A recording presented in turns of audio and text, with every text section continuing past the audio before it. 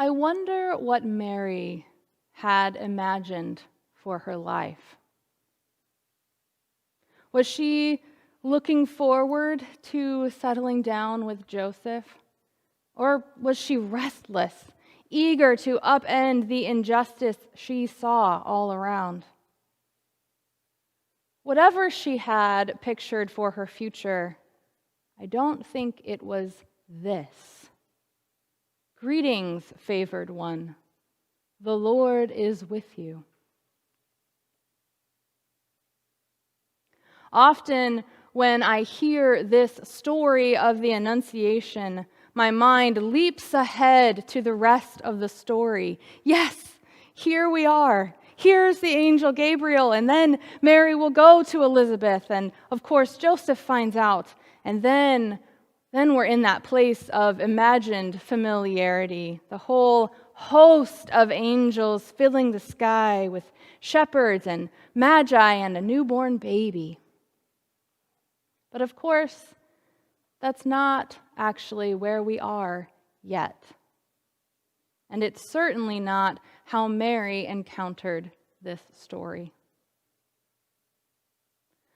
I noticed in particular this week the solitary nature of this moment for her. Right now, there is no family, no crowds. There is not yet the promise that Joseph will be by her side. And even though Gabriel mentions Elizabeth, even she is not there to offer support. This is where the story of God's incarnation begins. With one young woman in one tiny town far from the center of power, in one conversation in which God calls forth into being something that Mary probably could have never imagined for herself.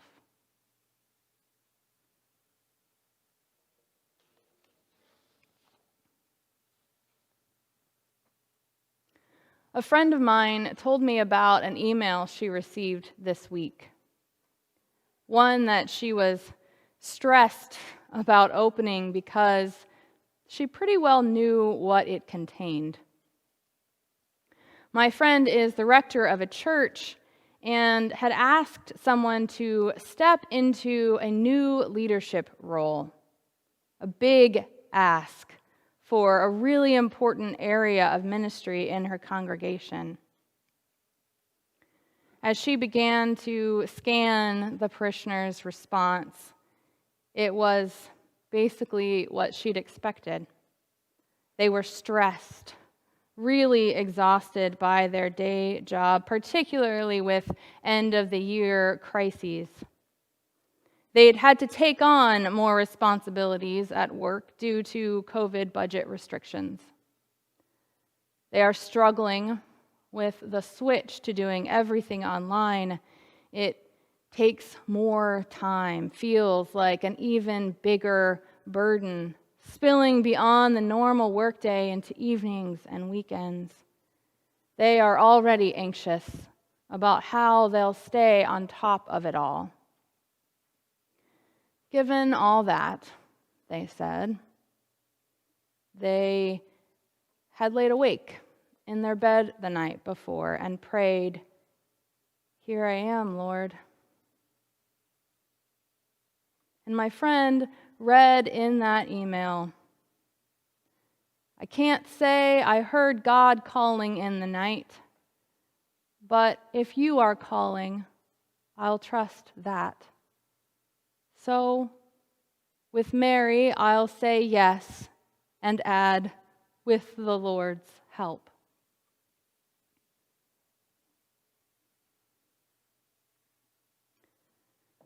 Whatever you had pictured for your future, I bet it wasn't this. This Christmas won't be much like what we usually look forward to. I'm so tempted to focus on how we aren't gathering what we won't have.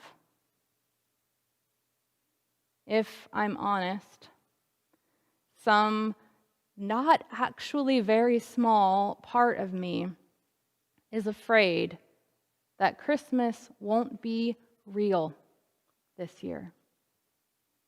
I'm so used to finding God in the warm, candlelit faces of a community gathered together, in carols sung in harmony by many voices, in bread and wine broken and poured. Those things are good. And I believe that a God who took on flesh delights in these embodied experiences with us. But it is not the whole story. Those are not the only ways that God shows up. For all the ways that we practice this life of faith together in community, there is also something that moves within our own hearts individually. The idea of a personal relationship with God has been so co-opted by a certain brand of Christianity that we rarely talk about such a thing in progressive circles. But Mary certainly had a personal relationship with this God who comes to her by divine messenger, who overshadows her and co-creates with her. She hears God's unlikely invitation to upend her life, to risk her future. And she recognizes that in this solitary, quiet moment, everything has changed. Bravely, she leans in. Mary gives herself to God's service, not without trepidation, but with great heart and deep faith. She opens her entire life to God.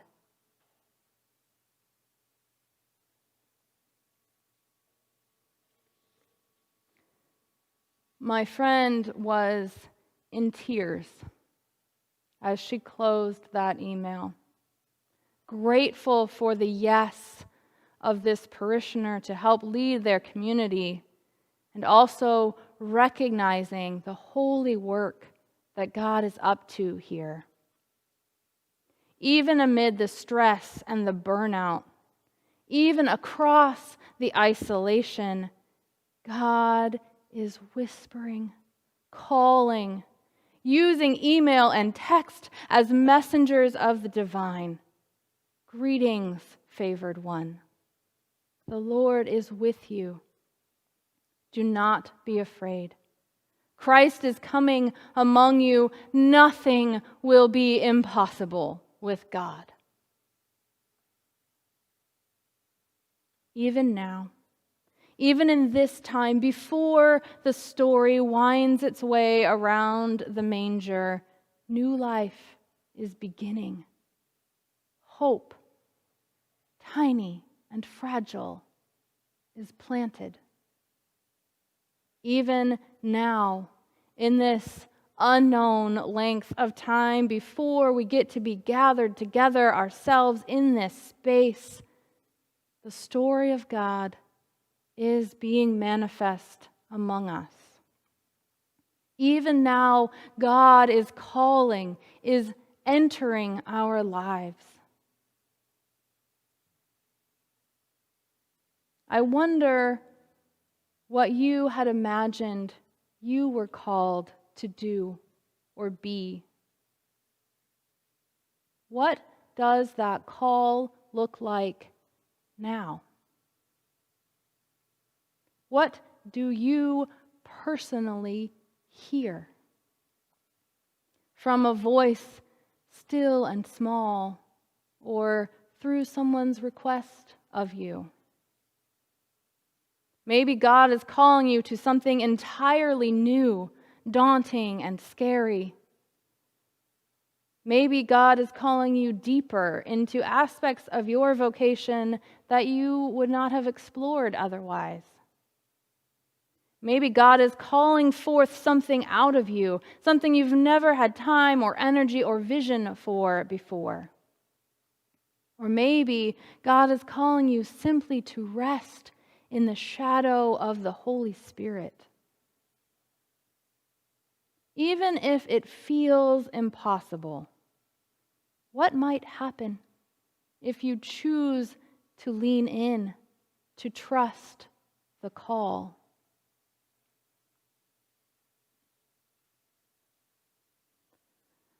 There are still a few days before Christmas. Still time to spend in this season of intentional preparation. We need space to grieve, yes. To lament what cannot be this year. To be sad. To actually feel the emptiness of a season that is typically so very full. And I suggest that it is perhaps that very emptiness which is a place of fruitfulness for God. In our isolation, God shows up and invites us to open our hearts and our lives. God's message still reaches out. Greetings, favored one. The Lord is with you. May we hear that call when it comes. May we believe that even if all seems bleak, nothing will be impossible with God. And even if it may upend our lives, may we be so bold as to respond, "Here am I, the servant of the Lord.